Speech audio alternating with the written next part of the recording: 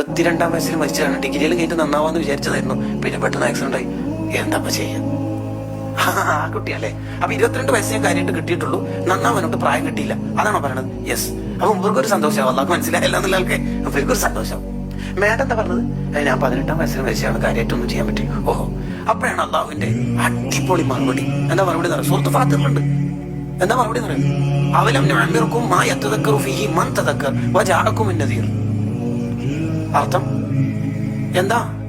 Sir എന്താ പറഞ്ഞത്? 22 വയസ്സ്, മേഡം 18. അവലം നുഅമ്മിറുക്കും മാ യതദക്കറു ഫീഹി മൻ തദക്കർ. നന്നാവാനുള്ള സമയം ഏതായാലും നിങ്ങൾക്ക് കിട്ടിയിട്ടുണ്ട്. ഈ പ്രായം കിട്ടിയവരൊക്കെ കുറെ ആള് നന്നായിട്ടുണ്ട്. സാറിന്റെ വയസ്സ് എത്ര തന്നെ? മരിക്കുമ്പോൾ 22. 18 വയസ്സുള്ള ആയിരക്കണക്കിന് ആളാ സ്വർഗത്തിൽ. പ്ലസ് 4 കൊല്ലം കിട്ടിയില്ലേ മേഡം? 18. 15 വയസ്സുള്ള കുറെ പെൺകുട്ടികൾ സ്വർഗത്തിലുണ്ട്. പ്ലസ് 3 കൊല്ലം. വജാഅകും അൻ-നദീർ.